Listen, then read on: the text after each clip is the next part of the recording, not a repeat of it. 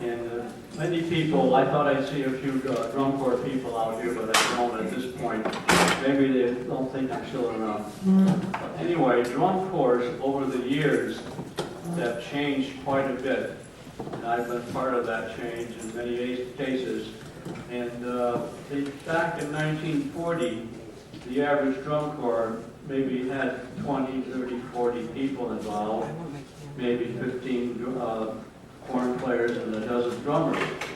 And over the years, things get expanded, and nowadays, the average big-time corps has 160 members, which is about 60 bugles and probably 20 drums, and a pit ensemble of marimbas and xylophones of about 12 people.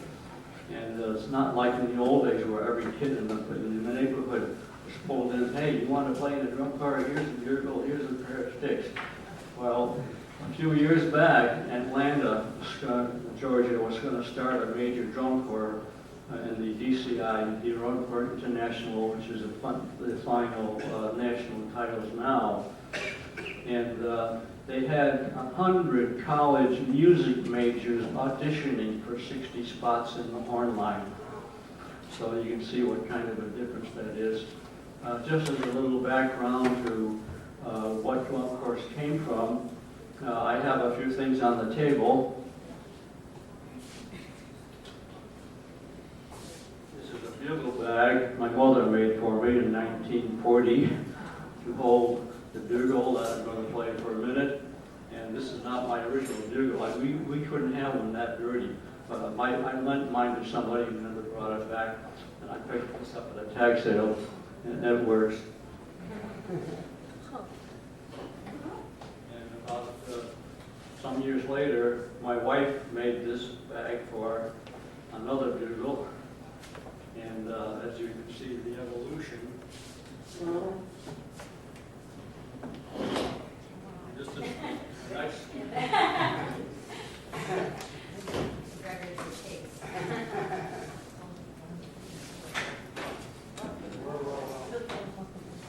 Vinyl crashes. So let's get down to brass tacks now.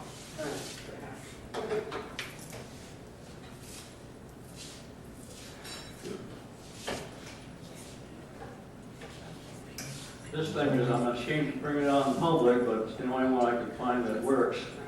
And I have to apologize. It might get to be a little bit loud.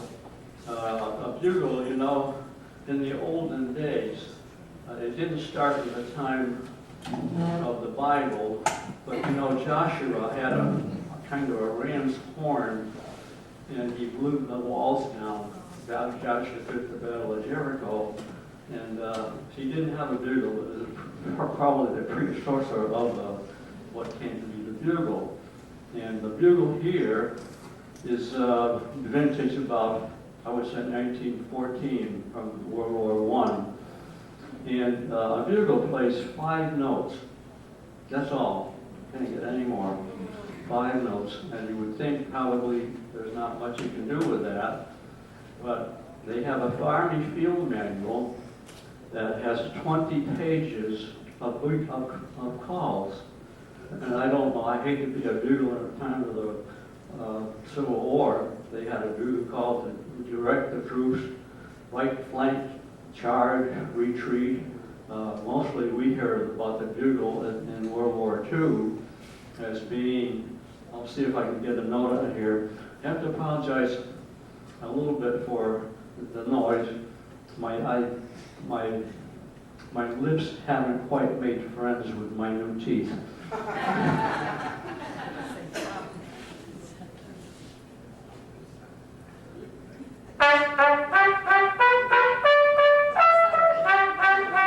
That's it.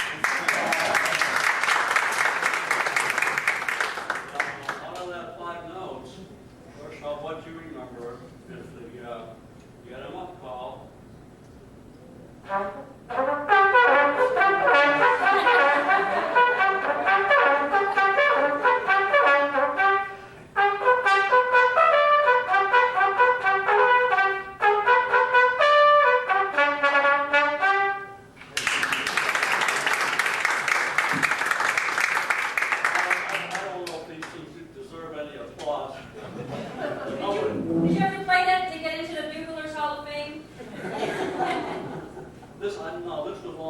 Hey, Darcy, play charge. Well, I'll tell you, when you go through this thing, the next thing probably was, that was first call.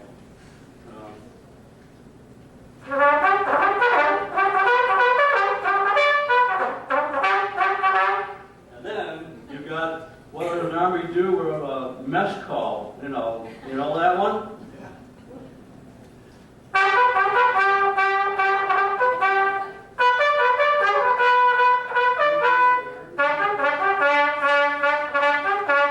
Piggy, piggy, piggy, come and get your lunch. Whatever, that's what he's looking for. And of course, the first call you hear out on the racetrack. I don't know if this one's going to come out. And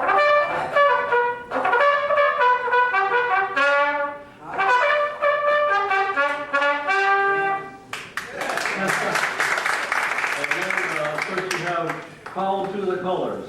And the reason I know these is because that was my first Boy Scout merit badge, was bugling. And you had to memorize all these bugle calls. It came in handy later. To the colors.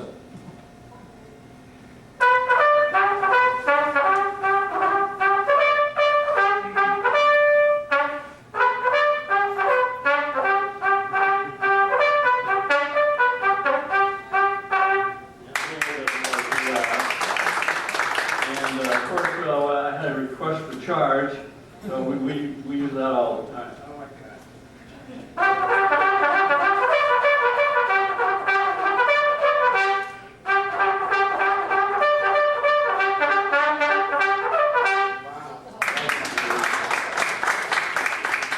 And then they have another call for retreat. If things weren't going well on the battlefield, I don't know how they could hear between the cannons burst, but anyway, this is retreat.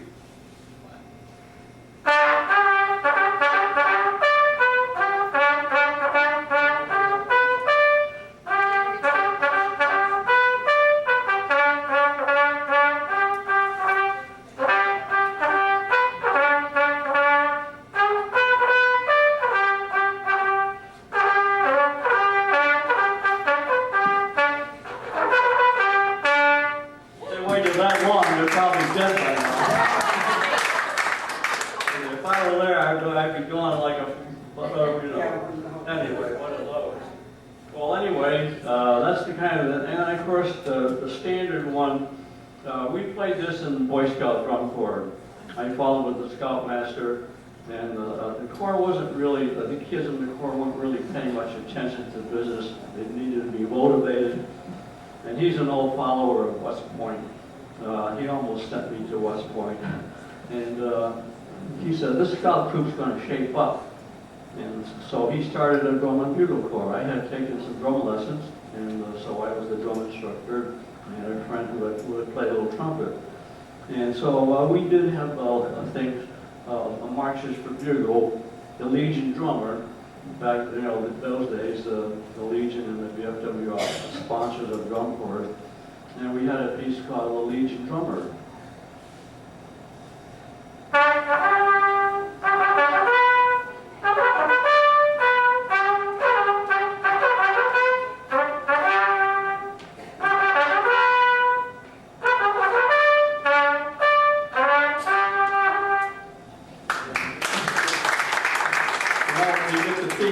It gets a little bumpy ride, but you have to learn not to bounce the horn around. And of course, in the Army, they had another favorite call called "You're in the Army Now."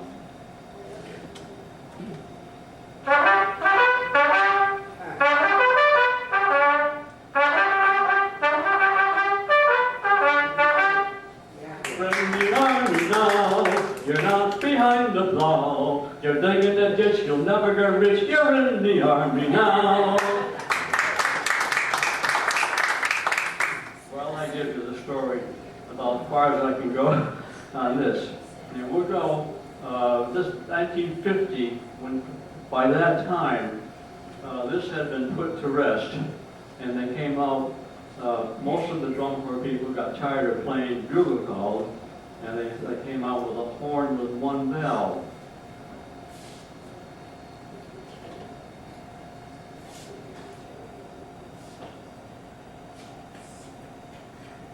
Now that double the amount of notes, you can get 10 notes with this. But in the place of whole scale, do, re, mi, fa, sol, la, ti, do. But you can't get any sharps and flats. And you can play a lot of songs. It's like a harmonica, just a plain old simple harmonica. And one is like when you blow out, the valve is out, and when you push the valve in, it's like when you blow in on the harmonica. So by going out and out in with this, but it's the same for the same purpose. But this I have to use a mouthpiece. They didn't change. Starting here, I use the same one.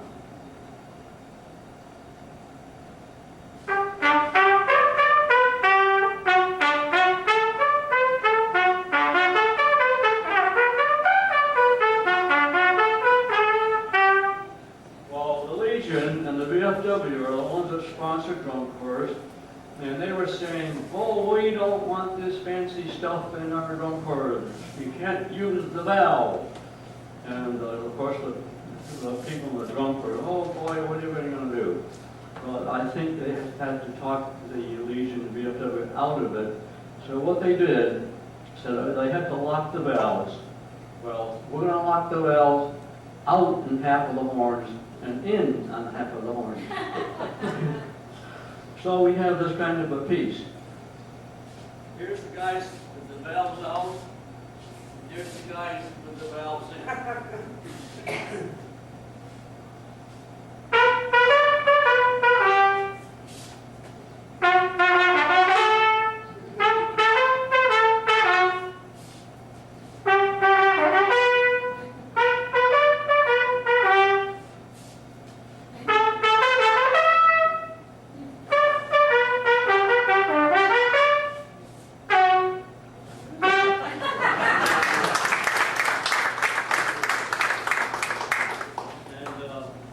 Human nature being what it is, they find a way to do things.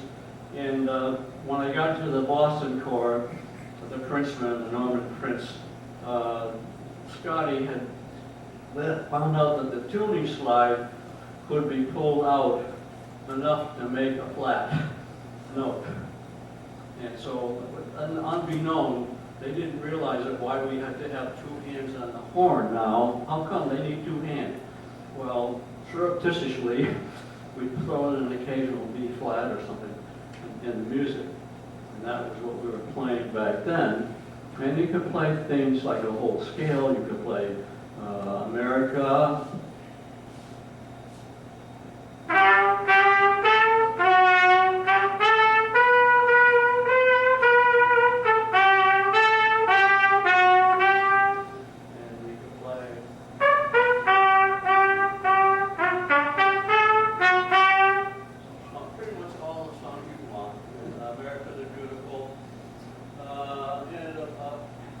Any folk tunes more normally, popular one for the younger chorus was.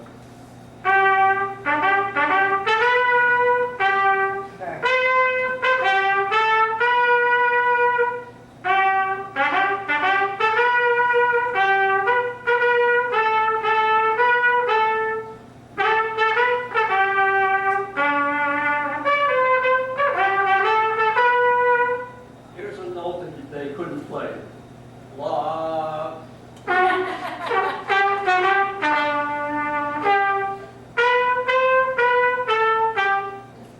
Things begin to be good. So looking for very ways to make the music a little bit more complicated.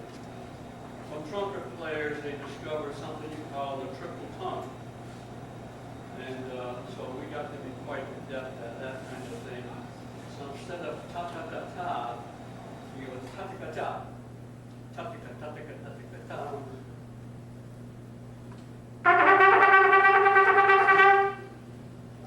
And if you wanted to do another one, if you're doing a double tongue, it's a ta-ta-ta-ta-ta-ta.